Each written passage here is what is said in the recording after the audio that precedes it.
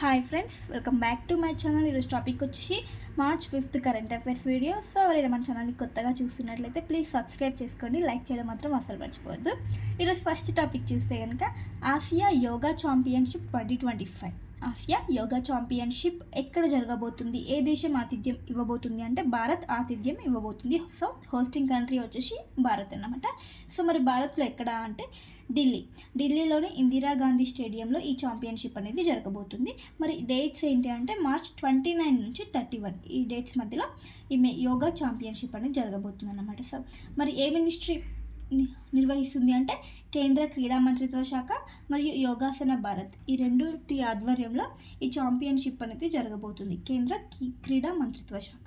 So టోటల్గా ఈ ఛాంపియన్షిప్కి టోటల్గా 16 కంట్రీస్ నుంచి 16 దేశాల నుంచి జట్లు అనేవి పాల్గొనడం జరుగుతుంది ఈ ఛాంపియన్షిప్కి. సో గుర్తుంచుకోండి, భారత్ ఆతిథ్యం ఇవ్వబోతుంది. నెక్స్ట్ వచ్చేసి గాల్లోని బర్డ్ ఫ్లూని పసిగట్టే ఒక సెన్సార్ని ఇటీవల వాషింగ్టన్ విశ్వవిద్యాలయ శాస్త్రవేత్తలు కనుగొనడం జరిగిందన్నమాట. సో గాల్లో ఉన్నటువంటి బర్డ్ ఫ్లూని 5 నిమిషాల్లోనే పసిగడుతుందంట ఈ బయో సెన్సర్. సో దీన్ని ఎవరు కనిపెట్టారంటే వాషింగ్టన్ విశ్వవిద్యాలయ శాస్త్రవేత్తలు దీన్ని అభివృద్ధి చేశారు. సో గుర్తుంచుకోండి, గాల్లోని బర్డ్ ఫ్లూని ఇది కేవలం 5 నిమిషాల్లోనే పసిగడుతుందంట biosensor. Next current affair, భారతీయ నదుల్లో 6,327 డాల్ఫిన్స్ అనేవి ఉన్నాయంట. సో ఇటీవల కేంద్ర ప్రభుత్వం సర్వే అనేది నిర్వహించి నివేదికను రిలీజ్ చేసిందన్నమాట. సో ఆ నివేదిక ప్రకారం భారతీయ నదుల్లో గంగా నది మరియు సింధు నది, ఈ గంగా నదిలో 6,327 డాల్ఫిన్స్ అనేవి ఉన్నాయంట. సో ఇక్కడ చూస్తే కనుక డేటా ప్రాజెక్ట్ డాల్ఫిన్ని ఎప్పుడు ఏర్పాటు చేశారంటే 2020లో ఈ ప్రాజెక్ట్ డాల్ఫిన్ అనేది స్టార్ట్ చేయడం జరిగింది. సో దీని పరిధిలో సర్వే అంటే టోటల్గా 8,000 కిలోమీటర్ల పరిధిలో ఈ సర్వే అనేది నిర్వహించడం జరిగిందన్నమాట. 2021 నుంచి 2023 మధ్యలో ఈ సర్వే అనేది నిర్వహించారు. సో టోటల్గా దేశంలో చూస్తే కనుక 6,324 డాల్ఫిన్లు వచ్చేసి గంగా నదిలో ఉన్నాయంట. ఇంకా 3 డాల్ఫిన్స్ వచ్చేసి సింధు నదిలో ఈ డాల్ఫిన్స్ అనేవి ఉండడం జరిగింది. సో టోటల్గా చూస్తే కనుక 6,320 డాల్ఫిన్స్ అనేవి మన భారతదేశం యొక్క నదుల్లో ఉన్నాయంట. సో టోటల్గా 28 నదుల్లో ఈ సర్వే అనేది నిర్వహించారు. ఈ డాల్ఫిన్కి సంబంధించిన సర్వే 28 నదులు 8 రాష్ట్రాల్లో ఈ సర్వే అనేది నిర్వహించడం జరిగింది. సో గుర్తుంచుకోండి, గంగా నది మరియు సింధు నది దాని యొక్క ఉపనదులు ఉంటాయి కదా, వాటిలో ఈ సర్వే అనేది నిర్వహించడం జరిగింది. సో గుర్తుంచుకోండి, 8 రాష్ట్రాలు 28 నదులు. అయితే నివేదిక ఇవ్వడం జరిగింది. ఎంత? 6,320 డాల్ఫిన్స్ ఉన్నాయని కేంద్ర ప్రభుత్వం నివేదికను రిలీజ్ చేసింది అనమాట.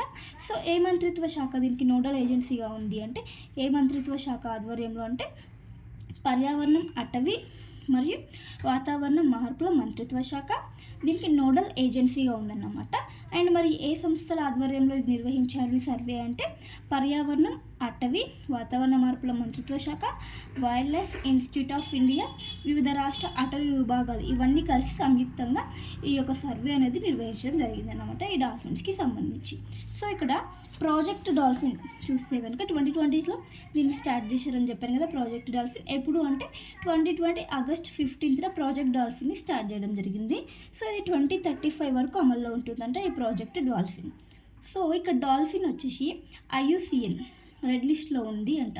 ప్రాజెక్ట్ డాల్ఫిన్ అనేది అంతరించిపోతున్న జాతిలో ఉందంట. IUCN రెడ్ లిస్ట్ అంటే ఇందులో ఉన్నవి వచ్చేసి అంతరించిపోవడానికి సిద్ధంగా ఉన్నాయన్నమాట. సో ఈ రెడ్ లిస్ట్లో ఈ డాల్ఫిన్ అనేది ఉందంట. 2009లో కేంద్ర ప్రభుత్వం జాతీయ జల జంతువుగా ఈ డాల్ఫిన్ని ప్రకటించడం జరిగింది. 2009లో జాతీయ జల జంతువుగా ఈ డాల్ఫిన్ని ప్రకటించడం జరిగింది కేంద్ర ప్రభుత్వం. సో ఇక్కడ ఇంకొకటి ఏంటంటే వన్యప్రాణుల సంరక్షణ చట్టం 1972 ప్రకారం షెడ్యూల్ 1లో ఈ డాల్ఫిన్ని చేర్చడం జరిగిందంట. షెడ్యూల్ 1లో ఏ చట్టం ప్రకారం అంటే వన్యప్రాణుల సంరక్షణ చట్టం 1972. సో గుర్తుంచుకోండి, ఇక్కడ ఇంపార్టెంట్ ప్రాజెక్ట్ డాల్ఫిన్ ఎప్పుడు స్టార్ట్ చేశారు, వన్యప్రాణుల సంరక్షణ చట్టం కూడా చాలా ఇంపార్టెంట్. సో గుర్తుంచుకోండి, డాల్ఫిన్స్ అనేవి ఎన్ని ఉన్నాయి. నెక్స్ట్ వచ్చేసి వన్తారా వన్యప్రాణి సంరక్షణ కేంద్రాన్ని రీసెంట్గా ప్రధాని నరేంద్ర మోడీ గారు ప్రారంభించడం జరిగింది. సో ఇది లొకేషన్ ఎక్కడ అంటే గుజరాత్లోని జామ్నగర్లో ఈ వన్తారా వన్యప్రాణి సంరక్షణ కేంద్రం అనేది ఉంది. ఎక్కడ ఉంది? గుజరాత్లోని జామ్నగర్లో. సో దీని యొక్క ఏరియా చూస్తే కనుక టోటల్గా 3000 ఎకరాల్లో ఈ వన్యప్రాణి సంరక్షణ కేంద్రాన్ని ఏర్పాటు చేశారన్నమాట. సో 3000 ఎకరాలకు పైగా విస్తీర్ణంలో అన్నమాట. టోటల్గా 2000 జాతులకు పైగా జంతువులు ఇందులో ఉన్నాయంట. అండ్ 1.5 లక్షలకు పైగా జాతులు 2000 జాతులు 1.5 లక్షల వన్యప్రాణులు అనేవి ఈ వన్యప్రాణి సంరక్షణ కేంద్రంలో ఉండడం జరిగింది. సో గుర్తుంచుకోండి, వంతారా వన్యప్రాణి సంరక్షణ కేంద్రం ఎక్కడ ఉంది? గుజరాత్, జామ్నగర్. సో ప్రధాని మోదీ గారు రీసెంట్గా ప్రారంభించడం జరిగింది. సో ఈ వంతారా వన్యప్రాణి సంరక్షణ కేంద్రం అంటే ఏంటి అంటే ఒక కృత్రిమ అడవి అన్నమాట. సో దీన్ని క్రియేట్ చేశారు, కృత్రిమ అడవి అన్నమాట. సో దీని ఫౌండేషన్, దీని యొక్క రూపకర్తలు అంటే దీన్ని ఎవరు ఏర్పాటు చేశారంటే Reliance industries and Reliance foundation. Anant Ambani, Mukesh Ambani వీళ్ళ యొక్క కృత్రిమ అడవి ఇది వంతారా వన్యప్రాణి సంరక్షణ కేంద్రం వీరే ఏర్పాటు చేయడం జరిగింది, రిలయన్స్ ఇండస్ట్రీస్. సో దీని యొక్క స్పెషాలిటీ ఏంటంటే ప్రపంచంలోనే అతిపెద్ద కృత్రిమ అడవి. సో కృత్రిమ అడవి గుర్తుంచుకోండి, దీన్ని క్రియేట్ చేశారు, న్యాచురల్గా ఉన్నది కాదు, అతిపెద్ద కృత్రిమ అడవి అన్నమాట. సో దీన్ని ఏర్పాటు చేశారు వీళ్ళు సో వీరి యొక్క అంటే ఈ వంతారా వన్యప్రాణి సంరక్షణ కోసం వివిధ సంస్థల భాగస్వామ్యం కూడా ఉంది. అంటే జాతీయంగా, నేషనల్ పరంగా, ఇంటర్నేషనల్ పరంగా కూడా కొన్ని సంస్థలు అనేవి ఇందులో భాగస్వామ్యం ఉన్నాయంట. సో అవేంటంటే నేషనల్గా చూస్తే జాతీయ సంస్థల భాగస్వామ్యం చూస్తే కనుక national zoological park Delhi, Assam రాష్ట్ర జంతు ప్రదర్శనశాల, Nagaland zoological park, Sardar Patel zoological park అహ్మదాబాద్కి సంబంధించిన ఇవన్నీ జాతీయ సంస్థలు భాగస్వామ్యం అన్నమాట ఈ వంతారా వన్యప్రాణి సంరక్షణ కేంద్రానికి. సో ఇంటర్నేషనల్ పరంగా చూస్తే ఏ సంస్థలు భాగస్వామ్యంగా ఉన్నాయి అంటే IUCN, world wildlife fund for nature, Venezuela national found of zoos, Smithsonian institution, world association of zoos and aquariums. So ఇవి వచ్చేసి ప్రపంచ సంస్థల భాగస్వామ్యం, ఇవి వచ్చేసి నేషనల్గా, ఇవి వచ్చేసి ఇంటర్నేషనల్గా భాగస్వామ్యంగా ఉన్నాయి. అండ్ ఇక్కడ ఇది వంతారా యొక్క స్పెషాలిటీ ఇంకొకటి ఏంటంటే ఏనుగుల కోసం ఒక ప్రత్యేక ఆసుపత్రి అనేది ఉందంట. ఏనుగుల కోసం ఒక ప్రత్యేక హాస్పిటల్ 25,000 చదరపు అడుగుల్లో వీటి కోసం ఒక ప్రత్యేక హాస్పిటల్ని క్రియేట్ చేయడం జరిగిందంట. సో గుర్తుంచుకోండి, వంతారా వన్యప్రాణి సంరక్షణ కేంద్రం. నెక్స్ట్ వచ్చేసి క్రికెట్కి సంబంధించింది. 300 వన్డేలు ఆడిన ఆటగాడిగా ఏడవ భారత క్రికెటర్గా నిలిచింది ఎవరు అంటే విరాట్ కోహ్లీ. 300 వన్డేలు ఆడిన 7వ భారత క్రికెటర్ అంట ఎవరు? విరాట్ కోహ్లీ. సో ఏ మ్యాచ్ పరంగా అంటే ఛాంపియన్స్ ట్రోఫీ టోర్నమెంట్ న్యూజిలాండ్తో జరిగిన మ్యాచ్లో 300 వన్డేలు ఆడిన ఆటగాడిగా నిలిచాడంట 7వ భారత క్రికెటర్గా విరాట్ కోహ్లీ. సో అంటే ప్రపంచవ్యాప్తంగా చూస్తే కనుక 22వ ఆటగాడంట. సో భారత క్రికెటర్ పరంగా చూస్తే 7వ ఆటగాడు. సో గుర్తుంచుకోండి. నెక్స్ట్ వచ్చేసి Forbes India leadership award FILA 2025లో ఐకాన్ ఆఫ్ ఎక్సలెన్స్ అనే అవార్డు ఎవరికి దక్కింది అంటే ఐసీసీ చైర్మన్ అయినటువంటి జైషా. ఐసీసీ చైర్మన్ అంటే ఇంటర్నేషనల్ క్రికెట్ కౌన్సిల్ యొక్క చైర్మన్ అయినటువంటి జైషాకి ఐకాన్ ఆఫ్ ఎక్సలెన్స్ అవార్డు అనేది రావడం జరిగింది ఫిలా 2025 అవార్డ్స్లో భాగంగా. నెక్స్ట్ కరెంట్ అఫైర్ వచ్చేసి BCI chairman, bar council of India చైర్మన్గా మనన్ కుమార్ మిశ్రా మరోసారి ఎన్నికవ్వడం జరిగింది. సీనియర్ అడ్వకేట్ అయినటువంటి మనన్ కుమార్ మిశ్రా మరోసారి వరుసగా 7వసారి విజయాన్ని సాధించారంట. తిరిగి మరోసారి ఈ బార్ కౌన్సిల్ ఆఫ్ ఇండియా చైర్మన్కి ఎన్నికవడం జరిగింది మనన్ కుమార్ మిశ్రా. BCI చైర్మన్ ఎవరు? మనన్ కుమార్ మిశ్రా అని గుర్తుంచుకోండి. నెక్స్ట్ వచ్చేసి GST కలెక్షన్స్ చూస్తే కనుక ఫిబ్రవరి లాస్ట్ మంత్ GST కలెక్షన్స్ చూస్తే 1.84 లక్షల కోట్లు వసూలు అవ్వడం జరిగిందంట ఫిబ్రవరి మంత్కి సంబంధించి. సో లాస్ట్ ఇయర్ 2024 ఇయర్లో ఫిబ్రవరి మంత్తో కంపేర్ చేస్తే కనుక 9.1% అనేది గ్రోత్ రేట్ అనేది కనిపించడం జరిగిందంట. గతంతో పోలిస్తే వృద్ధి రేట్ ఎంత? 9.1%. So February month GST collections ఎంత? 1.84 లక్షల కోట్లు. నెక్స్ట్ కరెంట్ అఫైర్ వచ్చేసి పేటిఎం వచ్చేసి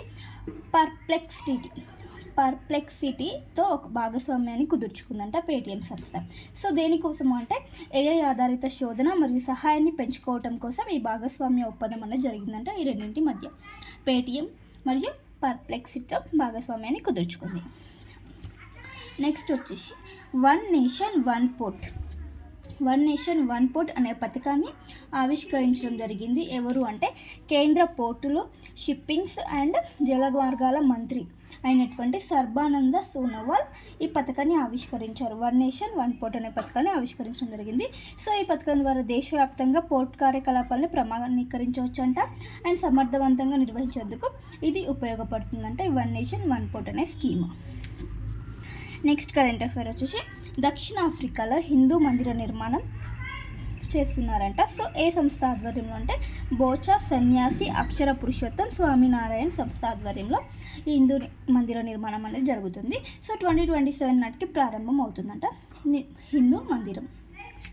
నెక్స్ట్ వచ్చేసి EU ప్రణాళిక, యూరోపియన్ యూనియన్ ప్రణాళికకు వచ్చేసి 800 బిలియన్ యూరోలతో ఒక ప్రణాళికని ఏర్పరిచారు. సో ఈ ప్రణాళిక ఎందుకు అంటే ఈ యూరోపియన్ యూనియన్లోని ఆ దేశాలు ఏవైతే ఉంటాయో ఆ దేశాల యొక్క రక్షణ కోసం, వారి యొక్క రక్షణ సామర్థ్యాన్ని బలోపేతం చేసుకోవడం కోసం ఈ 800 బిలియన్ యూరోలతో ఒక ప్రణాళికను ఏర్పరచుకున్నాయి. సో దీనికి సంబంధించిన ఒక సమావేశం వచ్చేసి బ్రసెల్స్లో జరగబోతుందంట.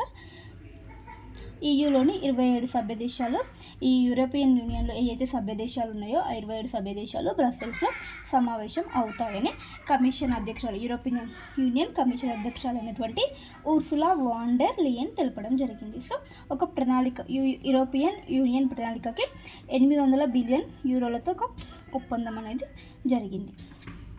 అంటే అందులో ఉన్న దేశాల యొక్క రక్షణ కోసం అని జరిగిందంట. సో గుర్తుంచుకోండి. నెక్స్ట్ వచ్చేసి ఉరుగ్వే అధ్యక్షుడిగా యమాండు ఓర్సీ ఎన్నికవడం జరిగింది. ఉరుగ్వే అధ్యక్షుడిగా ఎవరు అంటే యమాండు ఓర్సీ. దక్షిణ అమెరికాలో ఉన్నటువంటి ఒక దేశం అంటే అది ఉరుగ్వే. సో ఉరుగ్వే అధ్యక్షుడు ఎవరు? యమాండు ఓర్సీ. నెక్స్ట్ వచ్చేసి ఆస్ట్రియా ఛాన్సలర్గా ఎవరు నియమితులు అవ్వడం జరిగింది అంటే క్రిస్టియన్ స్ట్రాకర్ ఆస్ట్రియా ఛాన్సలర్గా నియమితులు అవ్వడం జరిగిందంట. సో గుర్తుంచుకోండి. నెక్స్ట్ వచ్చేసి అతిపెద్ద మంచు ఫలకం, దాని పేరు వచ్చేసి A23A, అతిపెద్ద మంచు ఫలకం. సో ఇది వచ్చేసి ఒక ప్లేస్ దగ్గరే ఉందంట. అదేంటంటే అంటార్క్టికా ఖండంలోని సౌత్ జార్జియా ద్వీపజలాల వద్ద ఈ మంచు ఫలకం ఉందంట. సో కదలకుండా అలాగే ఉందంట. సో దాని నేమ్ వచ్చేసి A23A. సో టోటల్గా దీని యొక్క విస్తీర్ణం ఎంత ఉందంటే 4000 చదరపు కిలోమీటర్ల యొక్క దీని విస్తీర్ణం అంట. సో దాని నేమ్ ఏంటి? A23A. ప్రపంచంలోనే అతిపెద్ద మంచు ఫలకం అంట. ఈ సౌత్ జార్జియా ద్వీపజలాల వద్ద ఉందంట, కదలకుండా. నెక్స్ట్ వచ్చేసి భారత్లో ఉభయకాయానికి సంబంధించి ఒక నివేదిక వచ్చింది. సో ఇదేంటంటే 2050 నాటికి 44 కోట్ల మంది భారతదేశంలో ఉబకాయంతో బాధపడే వాళ్ళు ఉంటారంట. సో ఇందులో చూస్తే కనుక 21 కోట్ల మంది పురుషులు ఉబకాయంతో బాధపడుతుంటే 23 కోట్ల మంది మహిళలు ఉబకాయంతో బాధపడుతున్నట్లు ఒక నివేదికను ఇవ్వడం జరిగింది. సో 2050 నాటికి 44 కోట్ల మంది భారత్లో ఉబకాయంతో బాధపడే వారి సంఖ్య ఉంటుందంట. సో అదేవిధంగా చైనా తర్వాత భారత్ 2వ స్థానంలో ఉంటుందంట ఉబకాయంతో బాధపడే వారి సంఖ్య. చైనా తర్వాత 2050 నాటికి చైనా తర్వాత భారత్ 2వ స్థానంలో ఉండబోతుందంట. సో దీని గురించి ఒక అధ్యయనం వచ్చేసి లాన్సెట్ జర్నల్లో ప్రచురితం అవడం జరిగింది. సో ఆ అధ్యయనాన్ని ఏ సంస్థలు నిర్వహించాయంటే భారత్ వైద్య పరిశోధనా మండలి, నెక్స్ట్ గ్లోబల్ బర్డెన్ డిసీజ్, ఈ 2 సంస్థలు ఒక అధ్యయనాన్ని చేయడం జరిగింది. సో అధ్యయనానికి సంబంధించిన ఏదైతే రిపోర్ట్స్ ఉంటాయో దాన్ని లాన్సెట్ జర్నల్లో ప్రచురితం కావడం జరిగిందంట. సో దీనికి సంబంధించిన రిలేటెడ్ ఇన్ఫర్మేషన్ 2015 నాటికి 44 కోట్ల మంది ఉబకాయంతో బాధపడే వారి సంఖ్య భారత్లో ఉంటుంది. సో ఇవ్వండి ఫ్రెండ్స్ ఈరోజు ఇంపార్టెంట్ కరెంట్ అఫైర్స్. వీడియో నచ్చితే ప్లీజ్ లైక్ చేయండి, షేర్ చేయండి, అలాగే సబ్స్క్రైబ్ చేసుకోండి. Thank you for watching. Bye bye.